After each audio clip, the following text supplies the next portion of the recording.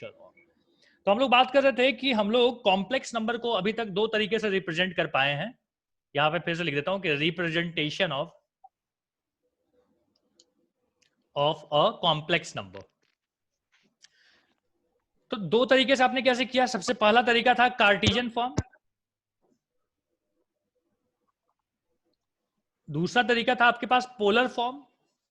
याद आया कुछ? पोलर फॉर्म में क्या करते थे?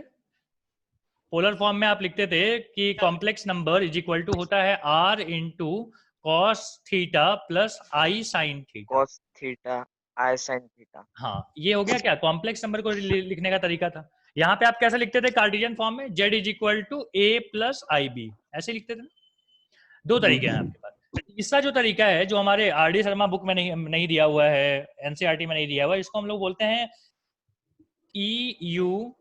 यूलर आपने पढ़ा था, यूलर का फॉर्मूला? तो इन्हीं का दिया हुआ है, नहीं। Eulerian, Eulerian form. ठीक है, यूलेरियन फॉर्म में कैसे बोला हुआ है? बोलता है कि देखो हम लिख सकते हैं Z is equal to are into e पे पावर आई थीटा। क्या बोलता है? ऐसे लिखो। ये यूएसएस में दिखा था। हाँ, तो बोलता है कि z is equal to are into e पे पावर आई थीटा। और समझना, देखो ये तो इसी के जैसा लग रहा है थोड़ा बहुत, ये दोनों। अगर तो मैं बोलूं कि अच्छा इसका मतलब है कि ये इज इक्वल टू ये होता है, ये वाला मतलब ई पे पावर आई थीटा का मतलब क्या होता है? हम बोलेंगे cos theta plus I sine theta होता है। क्या होता है? इतना। तो हम लोग यूलेरियन फॉर्म में लिख सकते हैं चीजों को। जैसे एक क्वेश्चन करा देता हूं, ठीक है? जैसे हमने बोला कि भाई 2 + 3i लिखा हुआ है, इसको यूलेरियन फॉर्म में लिख के बताइए। ये जो तरीका है लिखने का कॉम्प्लेक्स नंबर को, ये इससे तो आप अवगत हो। तो हमने बोला कि एक काम करते हैं, इसमें हम आर निकाल लेते हैं पहले। तो आर क्या होगा? आर होगा root of real part plus imaginary part. क्या होगा? 2 × 2 = 4 और 9, 4 और 9 13, तो √13 आ गया। आर की वैल्यू आ गई। अब आपको क्या चाहिए? आपको चाहिए थीटा। थीटा कैसे मिलेगा बेटा? थीटा इज इक्वल टू होता है, मतलब tan theta is equal to होता है 3 अपॉन इमेजिनरी बाई रियल। याद है ना? Imaginary to. पार्ट कितना है? 3। हाँ। ठीक है, मतलब थीटा आ तो गया बेटा, यहाँ पे थीटा आ गया tan इनवर्स ऑफ 3/2। ठीक है, कुछ होता होगा वैल्यू, हमको नहीं पता, हो सकता है 57 होता होगा, 58 होता होगा। मान लो कि ये 58 होता होगा, हमको पता है कि 58 होता है। अच्छा, तो हम बोले कि यही वाला 58 वहां जाके पुट कर दीजिए। मतलब अब हम लिख सकते हैं कि z is equal to R. R मतलब कितना बेटा? √13, और ई पे पावर आई, और थीटा मतलब कितना? 58 डिग्री। डिग्री में नहीं रखना है आपको, रेडियन में रखना है। तो π/180 से मल्टीप्लाई कर देना। यही, ये डिग्री था ना, डिग्री को रेडियन में लिखना पड़ेगा ना, हाँ तो रेडियन में हम तो लिख देते हैं। बोलो, आ गया समझ में? कोई दिक्कत तो नहीं है? हाँ सर, हमेशा रेडियन में ही लिखना पड़ता है। हाँ, जब भी आप यहाँ पे लिखना चाहते हो तो रेडियन में होगा, डिग्री में नहीं। अब बोलेगा कोई कि सर क्यों ऐसे, ऐसे क्यों? हाँ, ऐसे तो क्यों? कुछ समझिए समझिए, मैं बोल रहा हूं कि आप डिग्री को रेडिकल वैल्यू से नहीं मल्टीप्लाई कर सकते। देख रहे हो, आई जो है, आई की वैल्यू होती है, कैलकुलेटर में देखना, आई की वैल्यू मुझे याद नहीं है, आई की एक वैल्यू होती है। अब आई की वैल्यू जो आएगी वो क्या है? वो एक वैल्यू है। और डिग्री क्या है? डिग्री एक मतलब इंक्रिप्शन टाइप का चीज है, मतलब ठीक है, उसका मतलब कुछ और होता है। जैसे अगर आप बोलते हो कि 1 डिग्री, तो 1 डिग्री का मतलब होता है π/180। पाई मतलब 3.14 डिवाइडेड बाई 180। तो ये होता है इसका रेडियन वैल्यू। ठीक है, 1 डिग्री का रेडियन वैल्यू। तो हम बोलेंगे आई को, आई जो है वो तो एक रेडियन वैल्यू है, रेडियन वैल्यू को रेडियन वैल्यू से मल्टीप्लाई करते हैं। मतलब आई थीटा अगर है लिखा हुआ कहीं पे, तो theta must be in radian. चलो आओ, क्या आपको यूलेरियन फॉर्म समझ में आ गया? यूलेरियन, यूलेरियन आया समझ में? हाँ सर, वो एग्जाम्पल लिखने दीजिए। हाँ, एग्जाम्पल लिख लो। अथर्व, दर्शन, तुम लोग नहीं बोल रहे हो ना कुछ? दर्शन, अथर्व बोल, माइक ऑन कर भाई। समझ में आया सर। तो बोलोगे तब ना, मैं थोड़ी समझूंगा कि समझ में आ गया जब तक बोलोगे नहीं तब तक।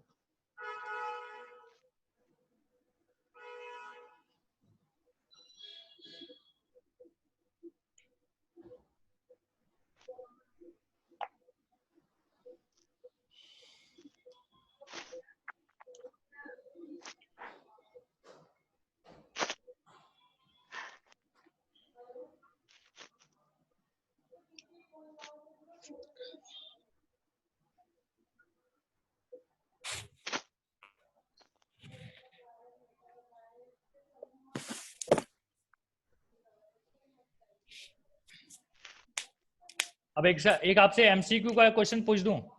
देखो क्वेश्चन क्या है हाँ। समझना, बड़ा इंपॉर्टेंट है। बोलता है कि 3 + 2i बड़ा है कि 4 + 3i बड़ा है।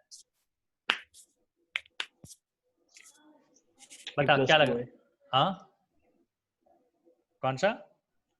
सर ऐसे ही थोड़ी बोल देंगे, निकाल के बोल सकते ना। निकाल के देखो लिख देना कहीं पे, two complex number can't be compared, complex number can't be compared. दो कॉम्प्लेक्स नंबर को हम कभी भी कंपेयर कर ही नहीं सकते, गलत जवाब है, कोई बड़ा छोटा नहीं है। याद रहेगा Why? कहीं? हाँ कहीं पे क्यों लिख सर? लेना। हाँ देखो बेटा, कॉम्प्लेक्स नंबर जो चीज है ना, उसमें एक पार्ट है इमेजिनरी। अब इमेजिनरी पार्ट है तो हम इमेजिनरी वाली चीज को हम कहीं पे फैक्ट जैसा दर्शा नहीं सकते, वो हमारे मन की कल्पना है। तो मन की कल्पना है, जिसमें आप मन की कल्पना में एक बोलते हो सकता है किसी और की मन की कल्पना में वो एक का मतलब लाखों होता होगा। समझ रहे हो ना? जैसे मैं बोल रहा हूँ कि मैं, मेरे मन में लग रहा है कि ये अमीर है, ठीक है, और हो सकता है अंबानी साहब के लिए वो गरीब लगता होगा। तो ये मन की कल्पना है ना, ये कैलकुलेशन थोड़ी है। हाँ कैलकुलेशन ये है कि सर इसके पास 1 लाख रुपए है, ठीक है। अब चाहे अमीर देखे चाहे गरीब देखे, हर किसी के लिए उसके पास 1 लाख ही रुपया है, तो ये एक रियल वैल्यू होगी। अब इमेजिनरी वैल्यू क्या है कि भाई ये अमीर है, ठीक है, हम बोल रहे हैं हाँ अमीर है क्योंकि इसके पास करोड़ों रुपए है। अंबानी साहब बोले ये तो गरीब है, इसके पास तो मात्र करोड़ रुपए है। समझ में आ रहा है बात? हाँ। हाँ सर। ठीक।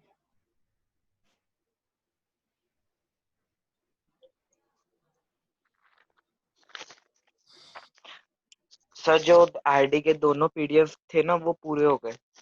Good done. आपको आरडी से अब सारे कर लेना है, हो गया आरडी, हम लोग कंप्लीट कर चुके हैं।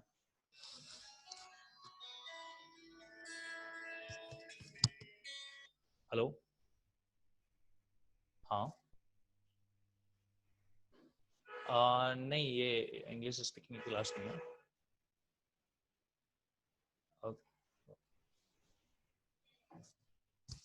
हेलो हेलो हाँ जी सुनाई पड़ रहा है?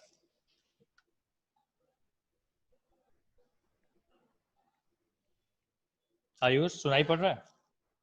हाँ। वो बोल ओके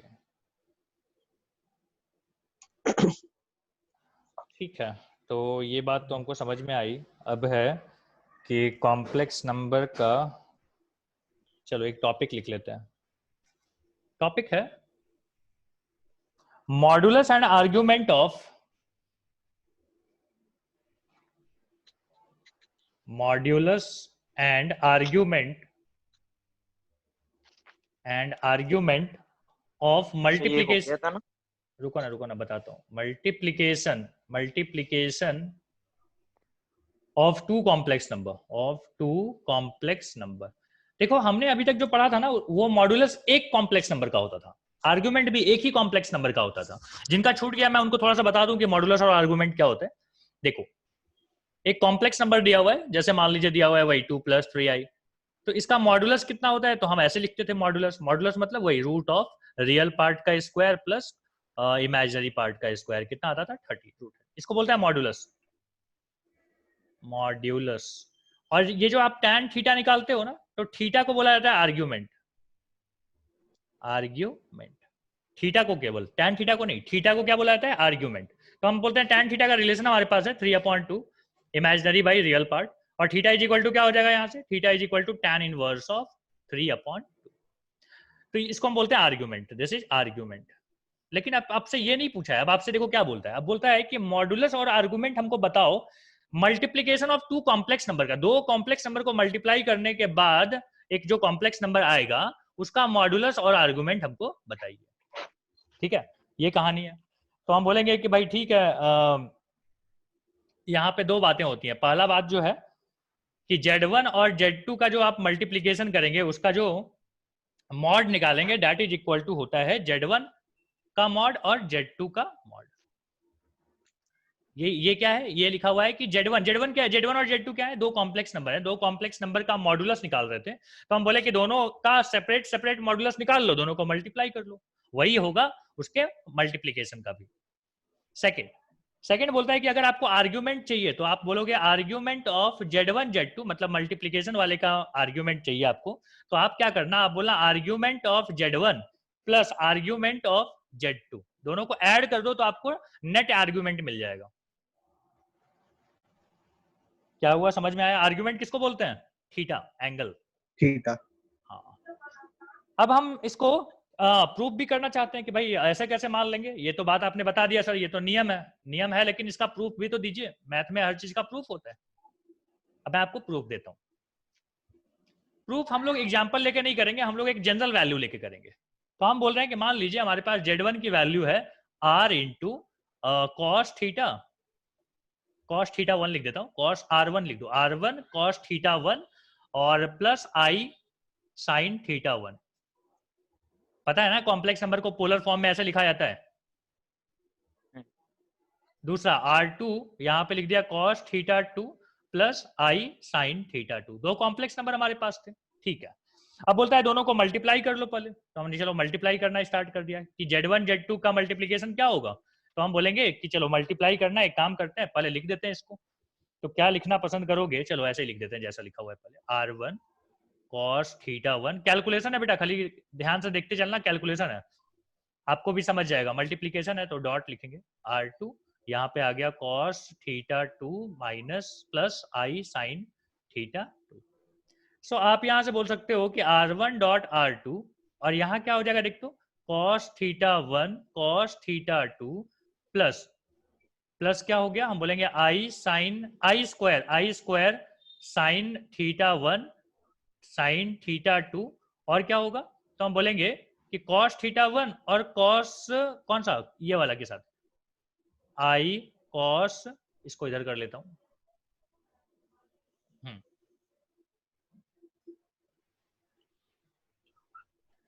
क्या लिख रहे हैं, तो cos थीटा 2 और sign theta 1 plus I sine theta 2 dot cos theta 1। क्या यहां तक मल्टीप्लाई करने में कोई दिक्कत तो नहीं है आपको? ये दोनों ब्रैकेट को मल्टीप्लाई किया है मैंने। अच्छा, फिर आप क्या बोलते हैं कि साहब ऐसा करेंगे कि R1 R2 लिखेंगे, यहाँ पे एक तरफ क्या होना चाहिए हमारे पास, सारे कॉस वाले बात होनी चाहिए, तो हम एक एक करके ना सबको शिफ्ट कर रहे हैं। ठीक है, कॉस वाली बात नहीं, मतलब एक होता है इमेजिनरी वाला बात, एक होता है रियल वाला बात। तो रियल में कौन कौन आ गया देख तो, कॉस थीटा 1 कॉस थीटा 2, इसमें कहीं पे आई नहीं आया है। अच्छा, आई स्क्वायर का मतलब -1 होता है, तो क्या मैं यहाँ पे -1 लिख दूं, तो ये क्या आ गया, minus sign theta 1 sine theta 2। अच्छा, ये हो गया रियल वाला बात। ठीक है, अब देखो आई वाला बात कौन है, तो हम बोलेंगे आई वाला बात ये है, cos theta 1 sine theta cos theta 2 sign theta 1 plus sign theta 2 cos theta 1। ध्यान से देख के बता तो बेटा ये क्या है लिखा हुआ, दोनों फॉर्मूला आपको समझ में आ गए क्या? देख तो मैं इसको लिखना चाहूँ अगर cos थीटा 1 प्लस थीटा 2 और इसको मैं लिखना चाहूँ साइन थीटा 1 प्लस थीटा 2, तो कोई दिक्कत तो नहीं है आपको? नहीं। अब आप ध्यान से देख, क्या ये एक कॉम्प्लेक्स नंबर जैसा नहीं है? देख तो मैं ये R1 R2 को मैं बोलना चाहूँ R, ठीक है, और ये इसको बोलना चाहूँ मैं थीटा 1 प्लस थीटा 2 को मैं एक थीटा बोलना चाहूँ, तो मैं बोलूंगा cos theta plus I sine theta. आ गया कि नहीं? देखो दोनों का मल्टीप्लीकेशन भी एक कॉम्प्लेक्स नंबर आया है, लेकिन उस कॉम्प्लेक्स नंबर में R की जो वैल्यू है, व्हाट इज R, तो हम बोलेंगे R is equal to R1 R2। R क्या बोलते हैं? इसको बोलते हैं मॉडुलस। तो मॉडुलस इज इक्वल टू क्या हो गया, R1 R2। R1 R2 क्या थे बेटा? Modulus of first and modulus of second, यही तो हमने ऊपर में लिखवाया था। एंड व्हाट अबाउट आर्गुमेंट, तो हम बोलेंगे थीटा इज इक्वल टू होता है थीटा 1 प्लस थीटा 2। मतलब आप क्या बोलोगे कि आर्ग्यूमेंट ऑफ Z1 Z2 जो होता है वो क्या होता है, तो argument of Z1 plus argument of Z2। बात समझ में आया क्या? क्या क्या बोला हाँ अभिषेक? हाँ सर। सर, पर न्यूमेरिकल लिया रहता तो अच्छे से समझ में आया रहता। हाँ, लेकिन हमको एक बार ना डिराइव करना भी तो आना चाहिए ना, वो तो हम लोग कर ही लेंगे बाप, तो अब जब सवाल करेंगे तब तो हम लोग वही सब करेंगे, ठीक है, लेकिन एक बार हमको डेरिवेशन आनी चाहिए। इस तरीके से डेराइव करते हैं, कोई मान ले बोल दे कि नहीं डेराइव करके बताओ, छोड़ो एग्जाम्पल वगैरह नहीं, हमको डेराइव करके बताइए ये बात, तो भी तो आना चाहिए ना, काम तो यही करना है। हाँ सर, 1 मिनट लिखने दीजिए। हाँ जी, लिख लीजिए। अब सोचो इससे क्या फायदा हो गया कि सीधा सीधा कोई हमसे सवाल पूछ ले, हम बता देंगे सवाल। सीधा सीधा हमसे कोई पूछ ले, हम कैलकुलेशन अब करेंगे नहीं, हम तो बोल देंगे कि भैया अगर दोनों का मल्टीप्लीकेशन करोगे तो उसका मॉडुलस इतना आएगा, मल्टीप्लाई करके बता दिए। दोनों का आर्गुमेंट कितना आएगा तो आप बोल दोगे आर्गुमेंट इतना आएगा, बात खत्म।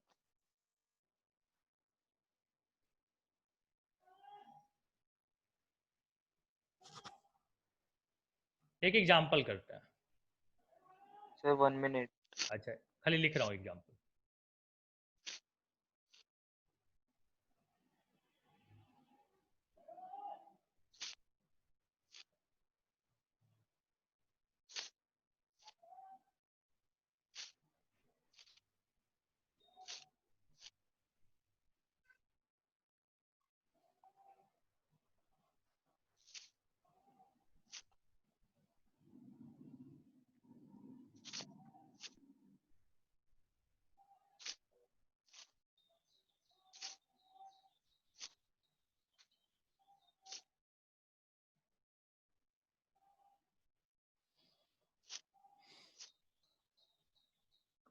हो गया, लिख लिया? नहीं सर। अच्छा, अथर्वा तुम्हें आ रहा है समझ में कि छूट गया इसलिए नहीं भी आ रहा है? नहीं सर, समझ में आ रहा है। कोई दिक्कत तो नहीं? नहीं। पक्का कि ज्यादा कॉम्प्लेक्स लग रहा है? No sir. Complex number chapter का नाम है तो कॉम्प्लेक्स लगना चाहिए ना। सर बहुत ऊपर कीजिए ना, लिखना होने का है। अथर्वा बोलेगा सर बहुत गंदा जोक था सर, बहुत ज्यादा। इंस्टा पे मत डाल देना सर ऐसा वाला जोक। ऐसा बोल रहा है क्या अथर्वा? No sir. अच्छा, हमारे साथ सब लोग इंस्टा पे जुड़े हुए हो क्या? हाँ, अल्फा लर्निंग के साथ जुड़े हो क्या? हाँ शायद। अच्छा, अगर अभिषेक जुड़ाऊंगा।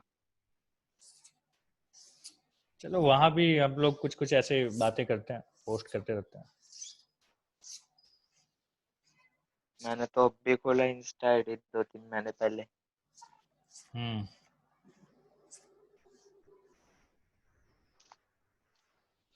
अच्छा, तेरे को लगता है कि मैं सोशल मीडिया पे बहुत एक्टिव रहता हूँ? नहीं। तो मेरे को क्या समझता है कि इतना आउटडेटेड? हाँ, आप सिर्फ व्हाट्सएप पे अब ये रहते थे, व्हाट्सएप या और फेसबुक, इंस्टा पे इतने नहीं रहते आप। नहीं आजकल मैं इंस्टा ना दूसरे को दे दिया हूँ हैंडल करने के लिए, अल्फा लर्निंग का। तो जो हमारी टीम है वो लोग बहुत एक्टिव रहते हैं इंस्टा पे।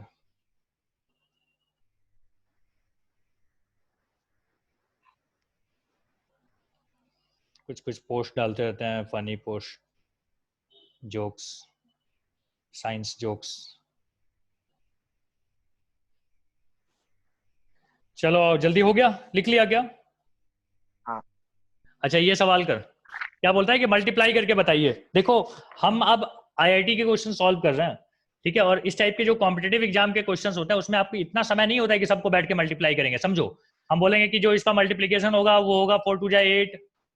हाँ, कॉस, दोनों आर्ग्यूमेंट का क्या होता है, मतलब एंगल के बारे में क्या बोलता है? बोलता है एंगल दोनों ऐड हो जाएंगे, तो क्या हो जाएगा? कॉस 90 प्लस आई साइन 90, खत्म आंसर। अभिषेक समझ में आया क्या हुआ? अभिषेक कहाँ चला जाता है ये? अच्छा, अभी आया फिर। अथर्वा तुम्हें समझ में आया क्या हुआ?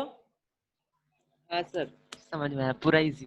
हाँ, देखना अब तो हमने क्या किया, फॉर्मूला बना लिया ना उससे। अब फॉर्मूला बना दिया तो हम क्यों करेंगे बार बार इतना तमाशा की बार बार मल्टीप्लाई करेंगे, बार बार देखेंगे, इतना कौन करता है? हम समझ चुके हैं कि हाँ भाई ऐसे होता है।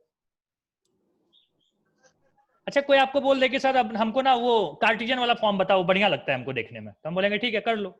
8 cos 90 की वैल्यू क्या होती है? cos 0 होता है 1, cos 90 होता है कितना? 0। ये क्या होता है? sin 90 क्या होता है? 1, तो हम बोलेंगे i। 1। मतलब आंसर इज 8i। कितना हो गया? 8i। ये तो ठीक है। इसी में कोई बोलता है नहीं हमको ना सर वो जो यूलेरियन है उस फॉर्म में लिख के बता दो ना, वो हमको ज्यादा अच्छा लगता है, तो हम बोलेंगे ठीक है लिख दो। क्या वो लिखता है? जेड ई पे पावर आई थीटा, तो क्या आ जाएगा, जेड की वैल्यू कितनी आ गई बेटा 8, ई पे पावर आई, और थीटा कितना है, थीटा है 90 डिग्री। 90 डिग्री को कैसे लिखते हैं, पाई अपॉन 2। बस ये हो गया यूलेरियन फॉर्म। ये हो गया कौन सा, कार्टेशियन फॉर्म। ये कौन सा हो गया, पोलर फॉर्म। पोलर फॉर्म ये नहीं जिसमें एंगल वंगल दिखे ना, वो होता है ये वाला, ये वाला पोलर फॉर्म। ये हो गया कार्टेशियन फॉर्म, ये हो गया यूलेरियन फॉर्म यहाँ पे। तो हमको ना फॉर्म वॉर्म का कन्वर्जन से कोई दिक्कत तो नहीं है आपको, समझ रहे हो। अगर मैं कुछ कोई भी फॉर्म में दे दूं, आप जिस फॉर्म में कंफर्टेबल है उसमें आप ले आओगे आंसर को। हाँ ओके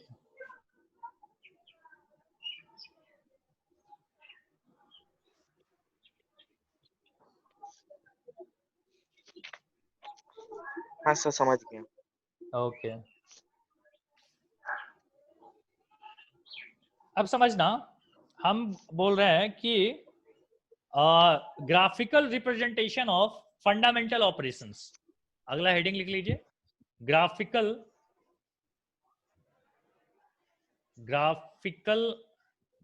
रिप्रेजेंटेशन ऑफ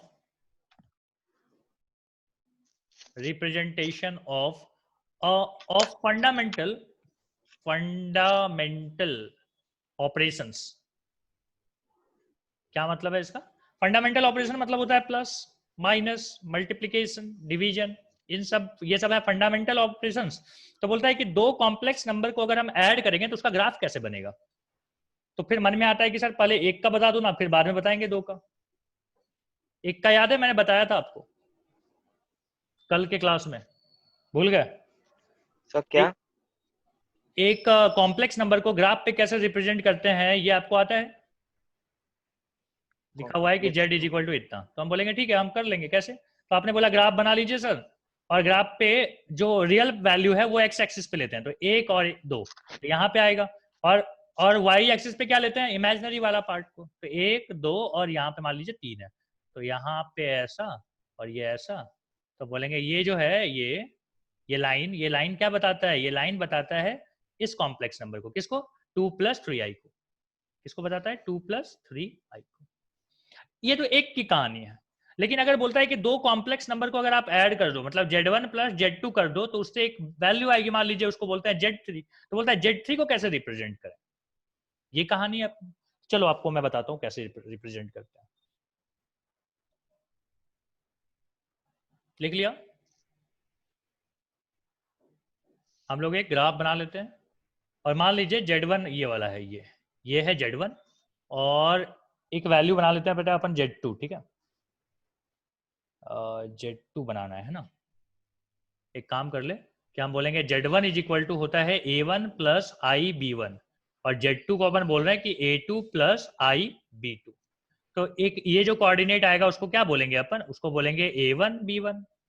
अच्छा, ये जो आएगा यहाँ से यहाँ तक, ये वाला जो सेकेंड हमने बनाया Z2 के बारे में, ये क्या है, तो ये है A2 B2, ये इसके कोऑर्डिनेट होगा।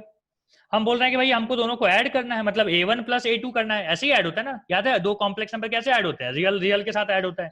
तो A1 + A2 कितना आएगा, तो हम बोलेंगे A1 और A2 को ऐड करना है, तो बताइए कितना आएगा। तो A1 और A2 देखो समझो दो चीजें हैं, तो इसका एक याद है पैरेललोग्राम लॉ पढ़ा था आपने। देखो कुछ लोग नहीं पढ़े होंगे पैरेललोग्राम लॉ, आपको वेक्टर एडिशन याद है।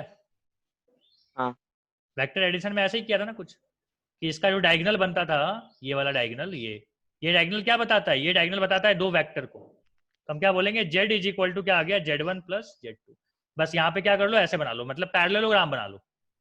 दो यहाँ पे बने ना, तो दो साइड है, ये दो साइड के पैरेलल में यहाँ पे बना लिया हमने, और एक डायगोनल बना लिया ऐसे। और ये डायगोनल क्या बताता है, ये डायगोनल बताता है आपको किस चीज की वैल्यू, बताता है Z1 + Z2 की वैल्यू। अथर्वा याद समझ में आया ये बात क्या हुआ। हाँ सर। क्या वेक्टर पढ़ाऊंगा फिजिक्स में ना, एक वेक्टर है, तो वेक्टर से रिलेट करोगे तो ज्यादा आसानी लगती है ये बात समझने में। तो हमने बोला कि दो चीजों का, दो वेक्टर का जो एडिशन होता है वो इसी तरीके से किया जाता है, तो ये भी एक वेक्टर जैसा चीज है, और वेक्टर जैसी चीज है तो क्या होगा, तो बोलेंगे इसी तरीके से ऐड करेंगे। सब्ट्रैक्शन कैसे होगा वो भी बता देता हूं। हो गया, लिख लिया।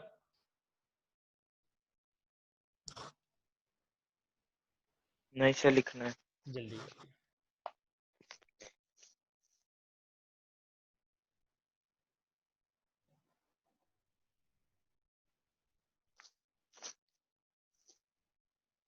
तब तक ना मैं डिजाइन यहाँ पे लेता हूँ, ठीक है। देखो ग्राफ वगैरह ना अभी छूट जाता है तो बाद में ना लगता है कि बहुत डिफिकल्ट चीज है ग्राफ कोई पूछ लिया तो, इसलिए ग्राफ को ठीक से लेके चलते चलना, एक बार समझ गया तो कभी नहीं भुलाते हो ग्राफ।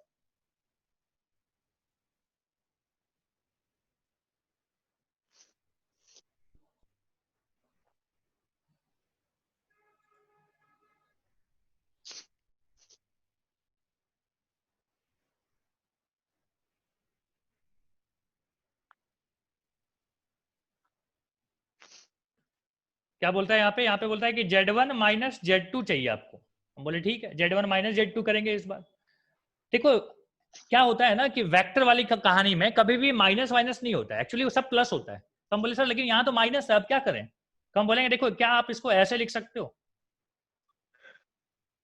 बोलो, लिख सकते हैं? हाँ। हाँ। अब देखो जब भी जिसके सामने माइनस लगा हुआ है ना, उसको क्या करना, उसको उल्टा प्रोड्यूस कर दो। मतलब Z2 किधर था? Z2 इधर था, तो Z2 को क्या करो, उल्टा प्रोड्यूस करो। उल्टा मतलब किधर, इसी को पीछे पीछे एक्सटेंड कर लो, ऐसे ऐसे ऐसे कुछ होगा, देख रहे हो? Z2 को हमने क्या कर दिया, पीछे की तरफ ऐसे प्रोड्यूस कर लिया। अब आप क्या आ गया, ये है माइनस Z2। हम बोल रहे हैं Z1 प्लस Z2 को ऐड करने का। अब Z1 माइनस Z2 को ऐड करने का क्या तरीका है? आप बोलोगे वही सर, पैरेललोग्राम बनाना स्टार्ट करो। तो हमने पैरेललोग्राम बनाना स्टार्ट कर दिया। कैसे बनाया देखो, देखो तो लग रहा है क्या पैरेललोग्राम जैसा? ये वाला थोड़ा सा और ऐसे आना चाहिए था,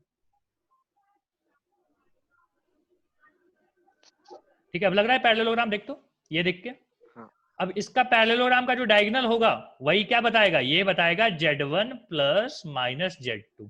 कहने का मतलब ये क्या बता रहा है कि Z1 माइनस Z2 बता रहा है। तो ये है इसका ग्राफिकल रिप्रेजेंटेशन। ग्राफ पे हम इसी तरीके से रिप्रेजेंट करते हैं प्लस और माइनस को। Z1 प्लस Z2 की कहानी वहां पे, Z1 माइनस Z2 की कहानी यहाँ पे। क्या कोई ऐसी बात है जो आपको लग रहा है नहीं सर ये तो भूल जाएंगे सर, कल ही भूल जाएंगे? नहीं। अथर्वा तुम्हें क्या लग रहा है कि तू भूल चुका नहीं है? भूलेंगे सर। हाँ नहीं भूले। नहीं ना, ठीक है। अब बेटा आपको मल्टीप्लिकेशन बता देता हूँ, कोई बड़ा चीज नहीं है मल्टीप्लिकेशन का, तो अरे तुमको। 1 मिनट। हाँ लिखो लिखो।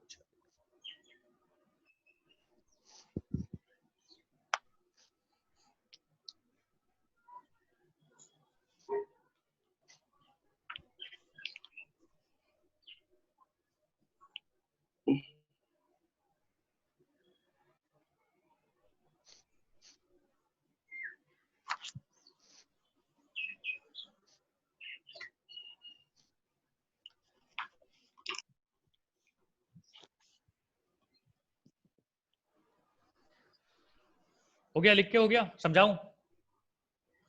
हाँ। देखो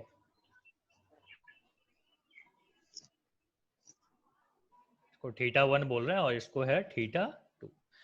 याद कर बेटा, जो अपना कॉम्प्लेक्स नंबर होता है Z1 इंटू Z2, उसमें जो Z की वैल्यू होती है, नया वाला जो Z की वैल्यू होती है, वो क्या होती है, दोनों का मल्टीप्लीकेशन होता है। तो मल्टीप्लीकेशन होगा तो क्या हम मानते हैं कि तो बड़ा सा एक वैल्यू आएगा। मान लो ये 1 होता, ये 2 होता, तो 2 1 जा 2 होता। मान लो ये 2 होता, ये 3 होता, तो 6 आता। तो 6 आता मतलब ये लाइन क्या होगा, ये लाइन बड़ा होगा थोड़ा, तो ये इसको बड़ा बना देना, बड़ा बना के लिख भी देना कि ये कैसे बड़ा हुआ। तो आप बोल देना कि Z इज इक्वल टू है Z1 डॉट Z2।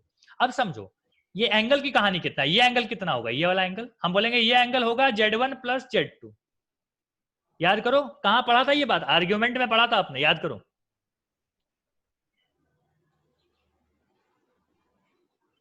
हाँ। कि नहीं आया समझ में? अरे जो जो ये जो मल्टीप्लीकेशन, ये क्या बताता है, ये मल्टीप्लीकेशन बता रहा है, ये बता रहा है Z1 इंटू Z2 की बात। तो Z1 इंटू Z2 का जो आर्ग्यूमेंट होगा, मतलब एंगल होगा, वो कितना होगा, तो हम बोलेंगे θ1 प्लस θ2। हमने पढ़ा है ये चीज। तो θ1 मान लो 30 डिग्री होता है, ये होता है 40 डिग्री, तो हम बोलते हैं ये होता है 70 डिग्री, ये वाला कितना है 70 डिग्री, दोनों का एडिशन। और आप बोलोगे कि सर उसका लंबाई कितना होगा, मतलब ये जो क्या बोलते हैं उसको, मॉडुलस जो है वो कितना होगा, तो हम बोलेंगे दोनों का मल्टीप्लीकेशन, मतलब Z1 इंटू Z2। तो इस तरीके से इसको रिप्रेजेंट किया जाता है। ठीक है, समझ में आ गया आपको बात? मल्टीप्लीकेशन वाला ग्राफ हाँ समझ में आ सर। गया? गुड। हाँ। ठीक है, जल्दी करना।